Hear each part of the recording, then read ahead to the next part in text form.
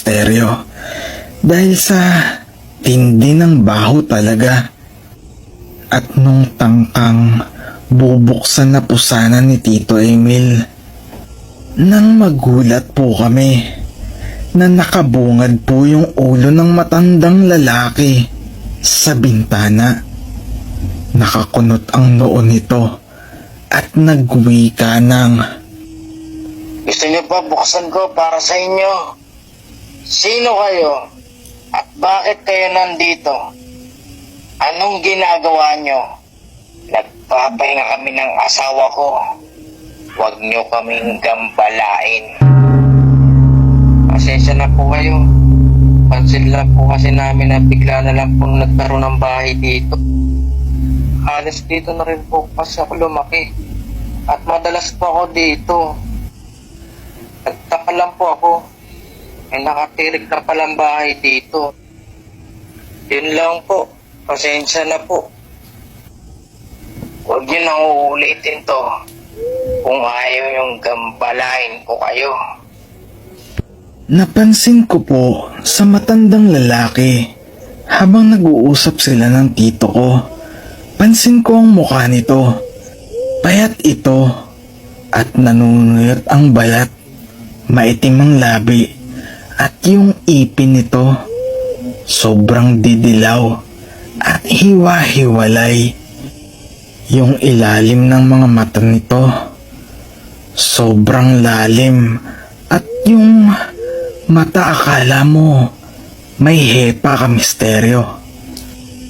Nilisan namin ang lugar na iyon at inaya na ang mga kasama namin na lumipat sa ibang lugar dahil iba ang kutob ng tito ko sa matanda na yon. Nag-isip na lang kami ng maaaring idahilan para sa mga kasama namin para hindi na magtaka ang mga ito. Habang kami ay paalis, napansin ng mga pinsan ko yung maliit na barong-barong na bahay ng matanda. Nakita nila itong nasa labas ng bahay, nakatitig sa amin at pansin ko na para itong nagsasalita sa hangin. Kaya naman, pinagtuturo ng iba naming kasama at napansing nakasilip sa bintana yung asawa nitong babae na masama rin ang tingin sa amin. Kaya naman, nagbilis na kami ng lakad.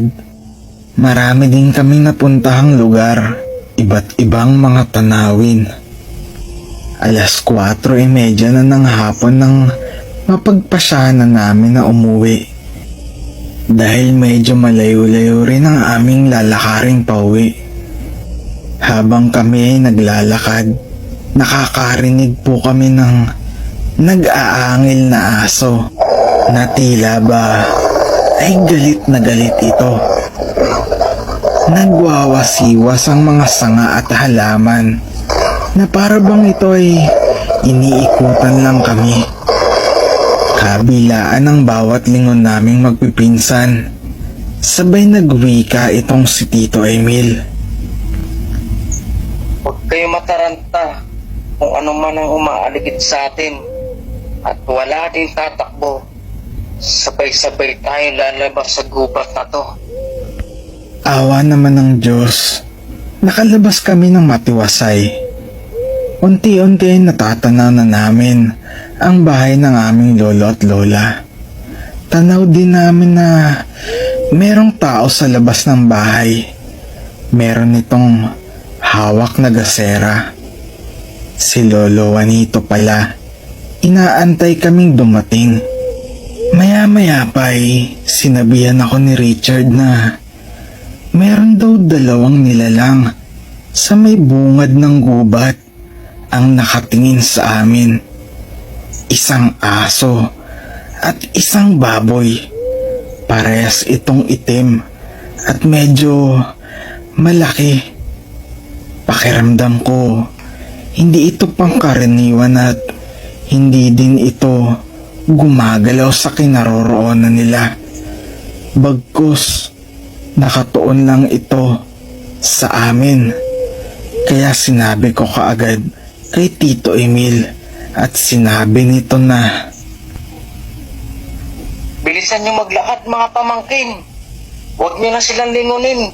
Iba ang kutob ko sa mga yan. "Ha? Ano pong ibig mong sabihin, Tito Emil?" Basta sundin niyo na lang sinabi ko. Hanggang sa marating na nga namin ang bahay at nagwika naman si Lolo Juanito. "Oh,